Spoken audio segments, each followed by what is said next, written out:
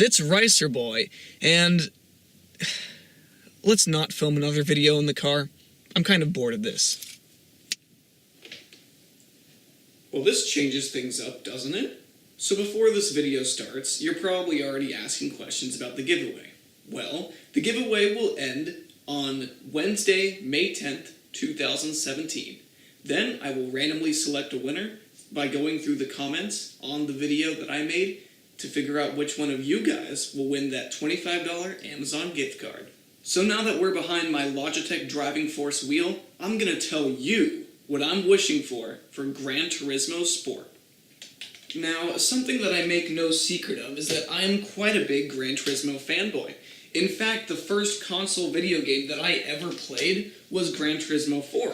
And even to this day, I still think it is the best racing game ever made to this time. And with all the video games I've played, none have failed to surmount it. I will say that while the Gran Turismo series has had its ups and downs, such as Gran Turismo 5, Gran Turismo 6 made me very excited to see what's going to happen with the series. So because of that, I naturally want Gran Turismo 7 to be an awesome racing game. However, that's the thing. It's not called Gran Turismo 7. It's called Gran Turismo Sport. Why? Well, Polyphony Digital is saying that this new Gran Turismo game will be the official reboot for the series. And because of that, we can expect a lot of changes. Now, there's already an open beta, so I know I'm going to be lectured about what's actually going to appear in the game. But I generally, before the full game is released, want to release my opinions on what I want, since I obviously can't get into the beta. And before you tell me anything about how open this beta is, I don't have a PS4, and I'll only buy one if this game is really good. The first thing Gran Turismo Sport needs to do is to remodel all of the old cars. Because one of the things you definitely noticed when buying cars in Gran Turismo 6 is that there were cars in there that literally haven't even been remodeled since Gran Turismo 4. Now, even though that game had great graphics back in the day, all of those models have aged a lot, and you can see all the pixels and creases on them, and honestly, it's fine time that they get a new coat of paint, literally and figuratively. The second problem that many people addressed in their reviews of Gran Turismo 6 is whenever you use these old cars on actual racetracks and you go to the first-person mode in the interior of the car, all you see is just a black expanse. Now, while I can't understand that Polyphony Digital doesn't have the resources to program in every single car interior for every car ever made, I have an easy solution. Why don't you just have a general interior with like the Gran Turismo logo on the wheel and make it like a Gran Turismo branded interior instead of a car interior, and that can be your general one? Why can't you just do that? Well, with Gran Turismo Sport, now's your chance to actually put something like that in action. Now, the third thing that needs to be fixed with Gran Turismo Sport are the physics. Look, I shouldn't have to say it at this point, but while the Gran Turismo games have been great at being a racing simulator, the physics can be stupid. In the game, you can literally roll Tesla Model S's by literally just turning too quickly. And it's kind of frustrating when you're getting a really good lap in, and something stupid happens, and next thing you know, you're flipping again and again and again, and you can't stop it. And that's where the Forza guys start laughing at you.